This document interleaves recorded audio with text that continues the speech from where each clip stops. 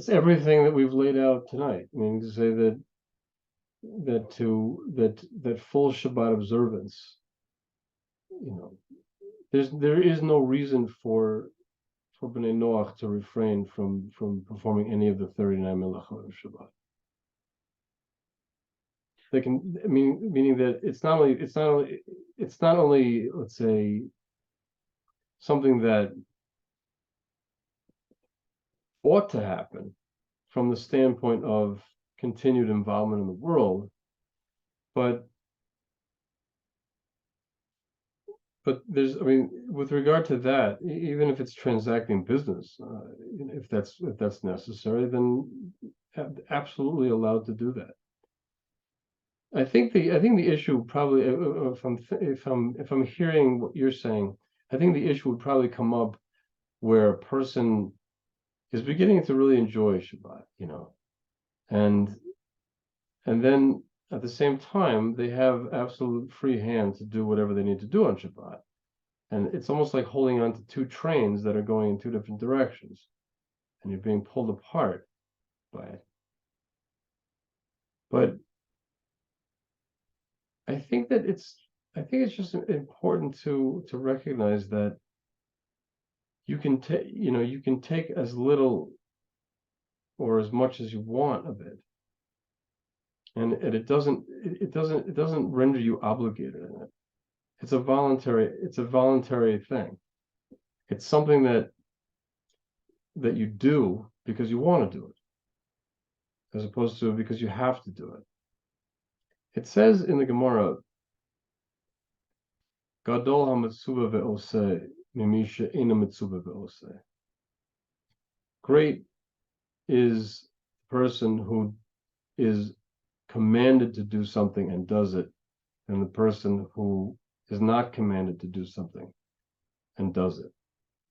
Why would this be? Why would a person who's told to do something and does it, why would that person be greater? So I'm going to edit that. It's not that the person's greater. The act of doing something when you've been commanded to do it is greater than the act of doing something when you have not been commanded to do it. Do you have any idea why that would be? So that all of us, all human beings, when something's demanded of us, when we've been commanded to do something, our internal response is usually to refuse. It's the very act of being told, I don't know, we were all kids once. Hey, go brush your teeth. You might have entertained the thought of, you know what, just because you told me, I'm not gonna. That's called the Yetzer Hara.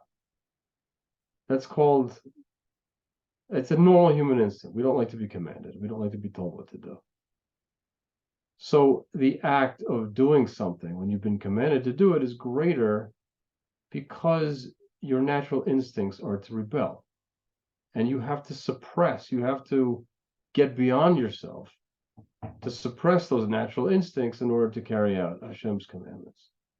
A person who takes this on voluntarily, I tell this to everybody who asks me about what we're doing here. I said it's the most amazing thing to be with people who have no Yetzer Hara with regard to getting close to Hashem, learning Torah, or doing any of the mitzvot.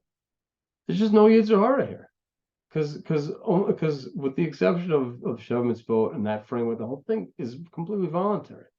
It's done out of pure love of Hashem, pure love of his mitzvot. I'm absolutely, I love being around people like this.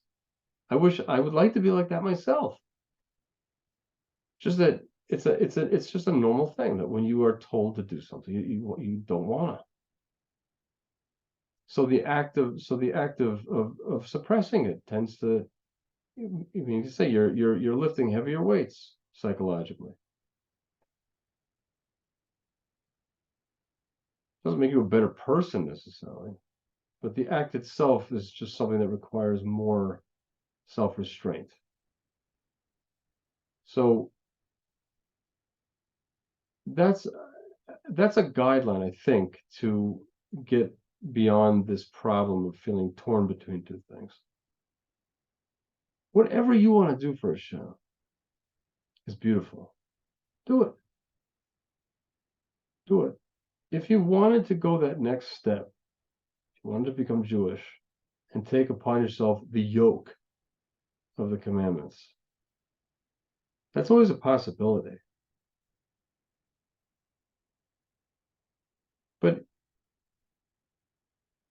But even here, I mean, you can do this as fully as you'd like to do it, as long as you maintain the proper perspective, and also you do certain things that you make sure that you are not completely refraining from all melacha for a full 24-hour period of time.